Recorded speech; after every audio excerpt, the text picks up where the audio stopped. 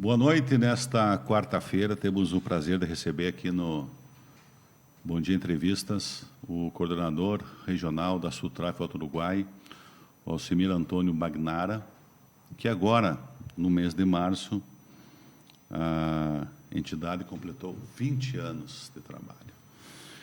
E eu acompanho desde o início do trabalho, eu sei quantas lutas, como foi difícil algumas conquistas e como elas continuarão sendo difíceis para ter um avanço de buscar uma dignidade para manter o homem no campo, que não é apenas um desafio de um sindicato de trabalhadores, mas de qualquer setor público, porque hoje se fala muito de segurança alimentar, se fala de manter o homem no campo, se fala, mas como manter? Então, eu vejo que ao longo dessas 2 décadas, não deve ter esses números na ponta do lápis, mas tenho certeza que o trabalho da Sutraf foi fundamental para mudar a realidade de algumas famílias, dezenas, centenas, milhares no campo.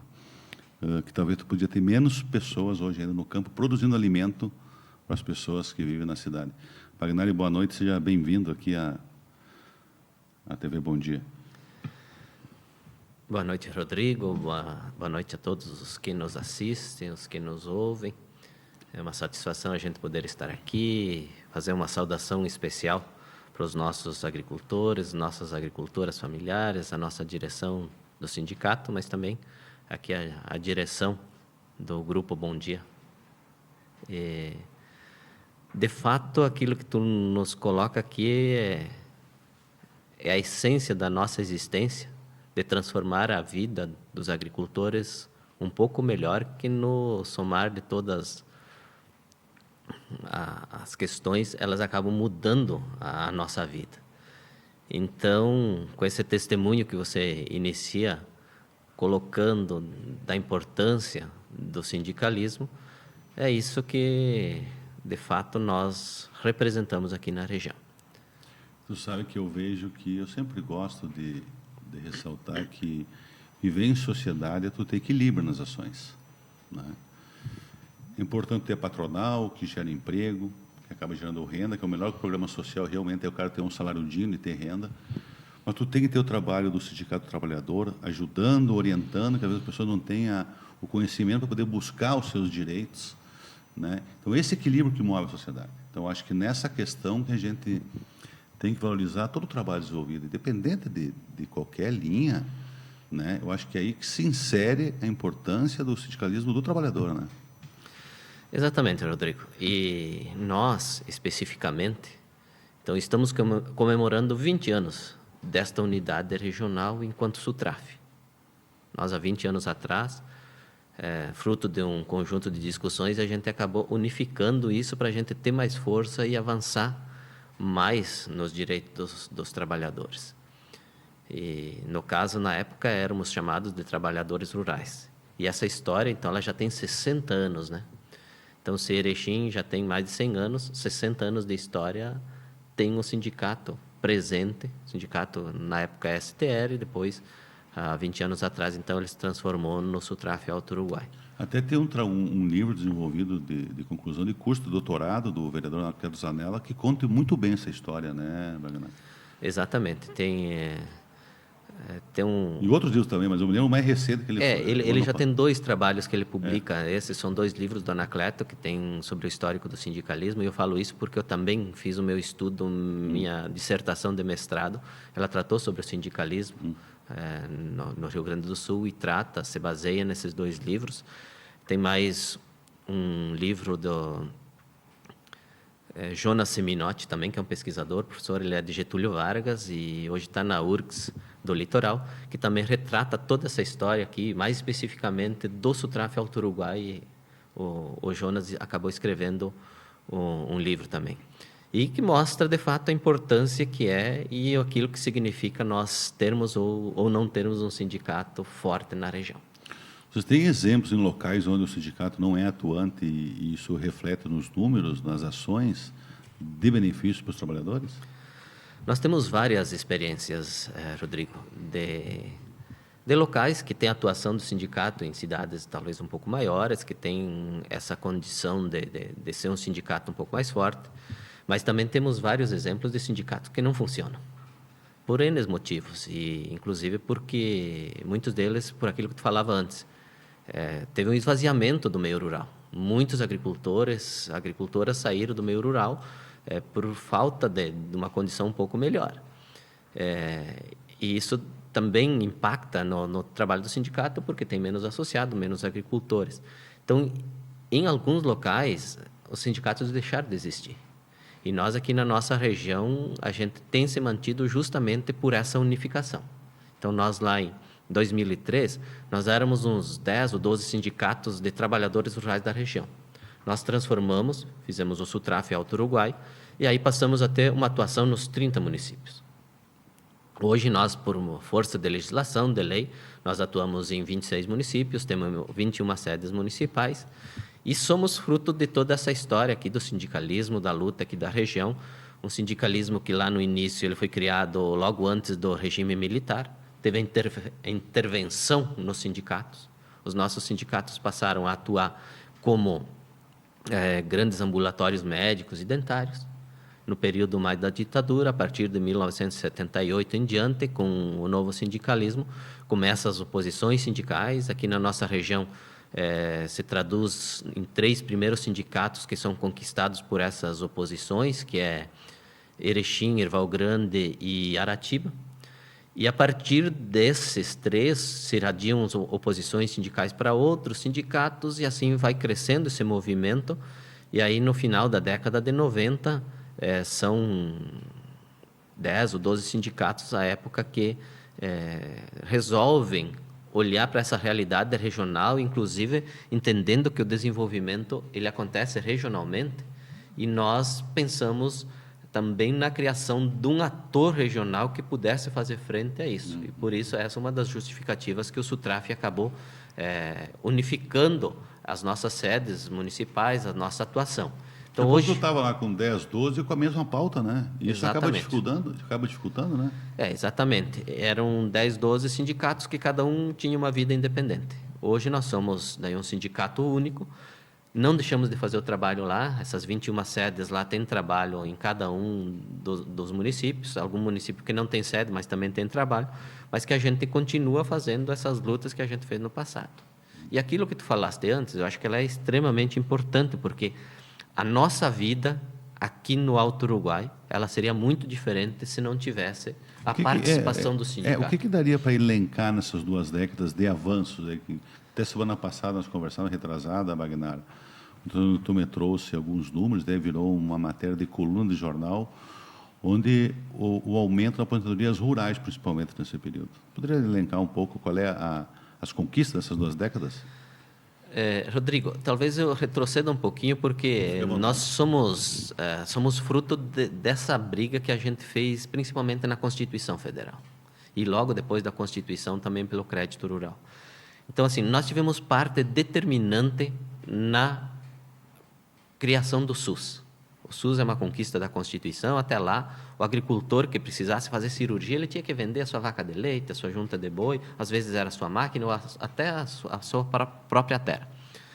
A partir do SUS, diferencia o atendimento que hoje a gente brigou aí no passado para ter vacina pelo SUS, para nós conseguir vacinar a população. Mas se não tivesse o SUS, o que seria da nossa agricultura? O que seria dos nossos pequenos municípios aqui na região do Alto Uruguai? Outra conquista é a aposentadoria rural.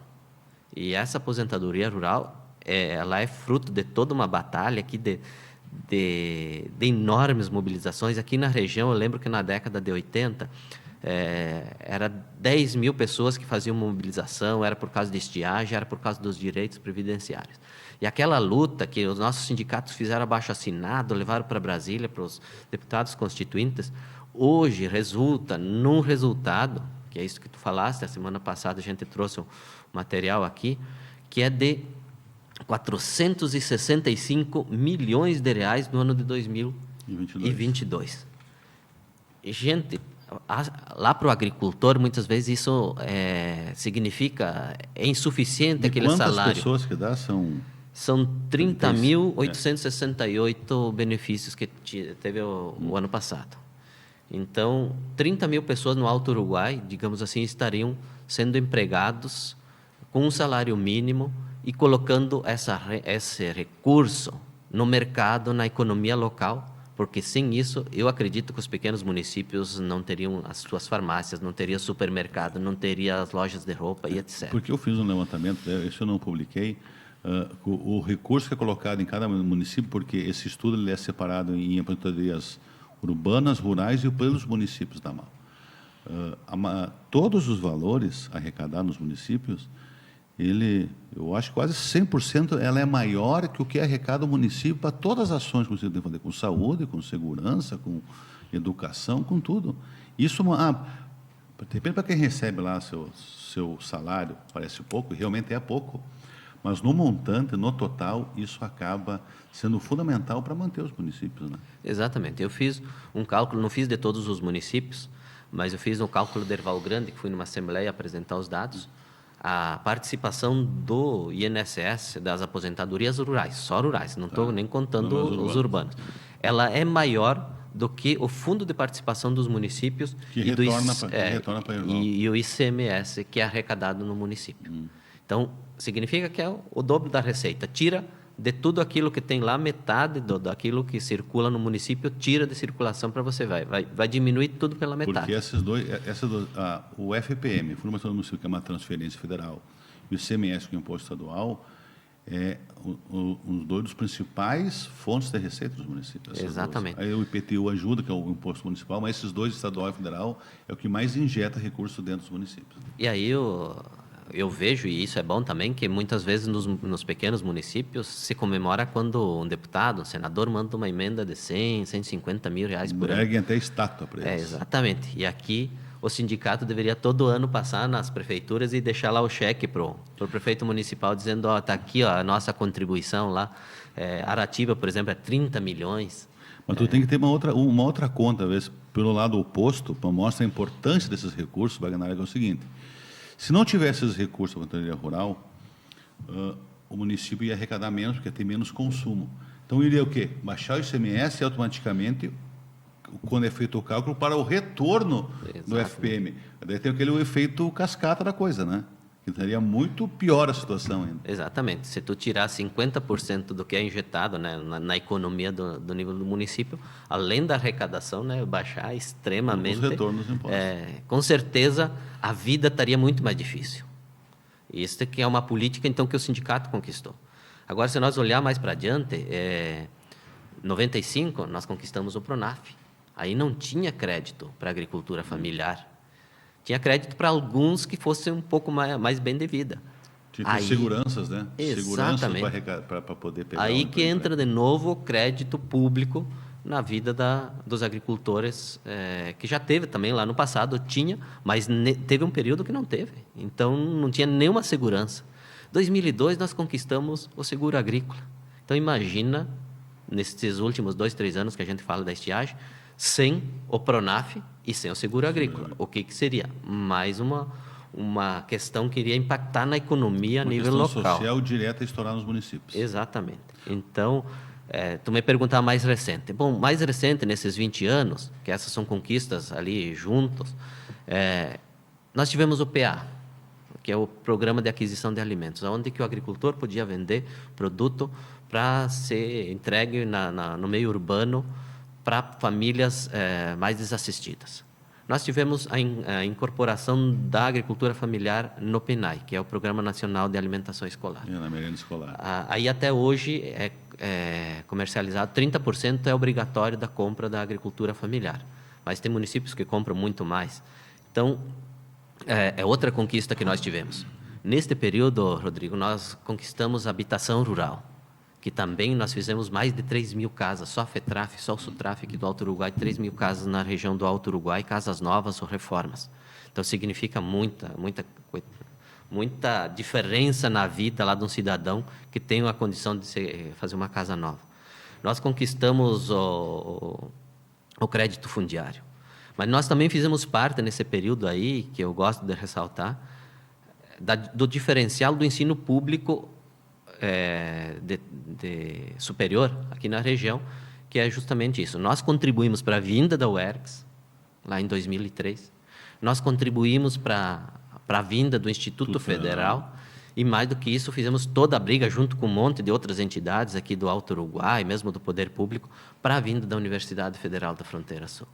Então, imagine, tira essas 3 instituições também do Alto Uruguai, do ensino público superior, e mostra o que significa. Então, nós se orgulhamos muito e comemoramos nessas datas aqui, de aniversário do próprio SUTRAF, porque a gente, além de ser um sindicato que se preocupa com a sua categoria, tem um olhar social, e isso, os benefícios que o sindicato traz para os seus associados, eles revertem para um maior desenvolvimento na região aqui no Alto Uruguai. Nós temos uma questão que muito se discute, Wagner, eu queria ver qual é o papel da SUTRAF nesse contexto, que é a sucessão no campo da agricultura familiar.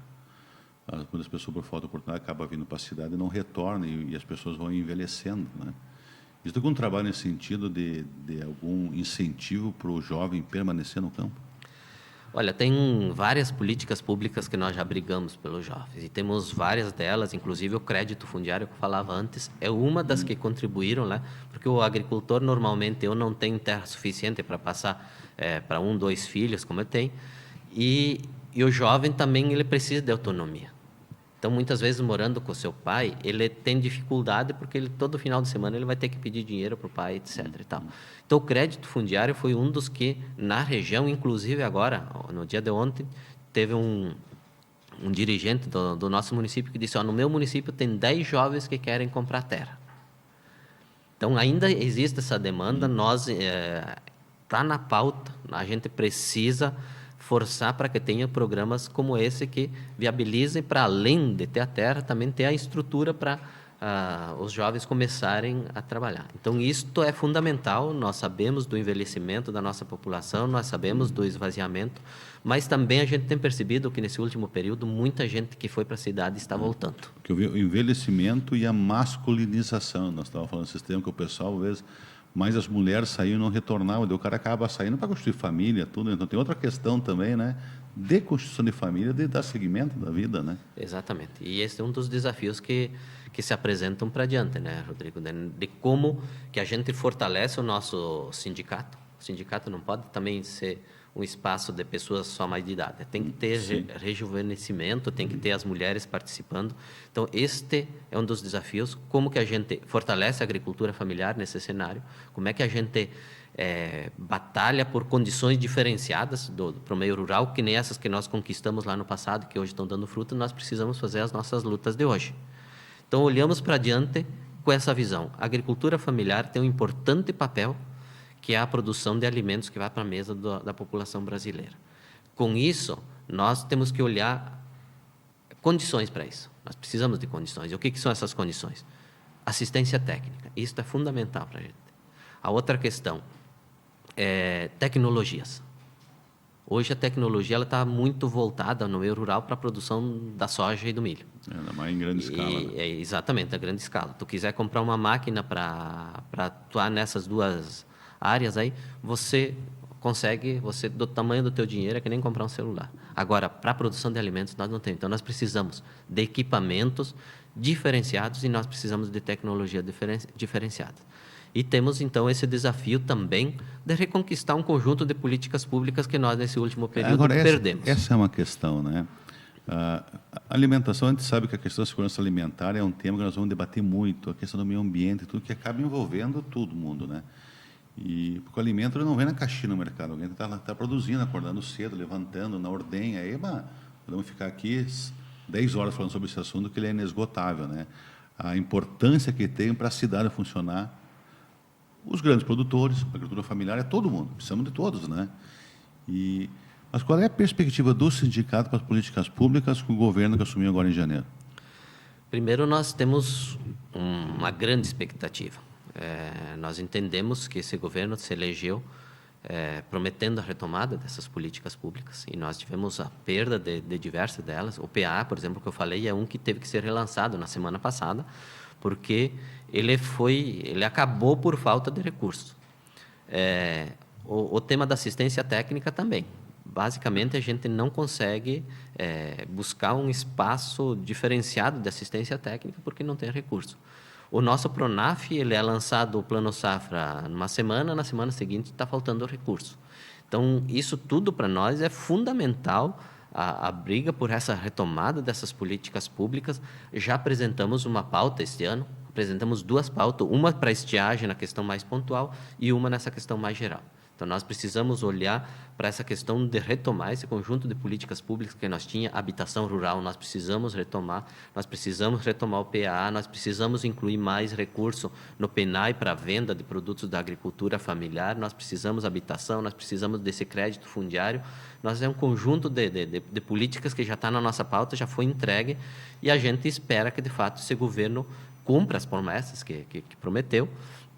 É um início, eu já estive em Brasília, é um início de conversa que a gente teve, mas a gente tem uma expectativa de que seja atendida essa nossa pauta, mas a gente sabe também que, independente do tipo de governo, nós nunca recebemos nada de graça. Então, nós sempre tivemos que fazer mobilização, nós sempre tivemos que ir para a rua, no prédio público, fazer ocupação, fazer disputa, trancamos rodovias, trancamos pontes, para pressionar os governos para esse conjunto de políticas públicas. Então, a gente sabe também o seguinte, não vai vir de graça. Para o agricultor, nunca chegou nada de graça, e nós sabemos que, independente do governo que está lá, a gente precisa fazer disputa. E eu estava em Brasília quando o presidente Lula recebeu o sindicalista, foi lá na segunda, terceira semana de janeiro, ele mesmo disse, vocês devem nos cobrar. Então, nós estamos fazendo o nosso papel de cobrar o governo que está aí eleito e que precisa reestruturar urgentemente essa questão das políticas públicas para a agricultura familiar. Nós estamos com uma nova realidade na nossa região, aqui no Rio Grande do Sul, que eu acho que tu tinha 3, 4 anos, uma estiagem que é normal do jogo e acontecer, mas agora nós temos que aprender a conviver com a estiagem. 3 anos seguidos. Então, nós temos que mudar a política de cisternas maior, temos que buscar outro tipo de coisa para manter no campo. Hoje, além dessas pautas normais que está me falando, nós temos uma questão da estiagem, que uma vez, é lá só no Nordeste. Não, hoje tudo aqui está acontecendo. Nós estamos na terceira seguida, a gente sabe quanto impacta isso. Para ter um exemplo, depois de não sei quantos anos, pela primeira vez, não vai ter a feira do peixe vivo em Erechim, em função da estiagem. Né? Um exemplo aqui só. Né? Então, nós temos que conviver também com a estiagem, que é mais um problema que vai requerer que o seguro agrícola seja realmente pago e garantido e melhorado, que tenha mais recursos para o Pronaf. Olha só quanta coisa tem por aí, né, Magna? Exatamente. A pauta que nós entregamos também, ela prevê medidas emergenciais para a estiagem agora. É com relação aos financiamentos dos agricultores, é com relação ao auxílio emergencial, crédito para ajudar a retomar, mas tanto do governo estadual quanto federal.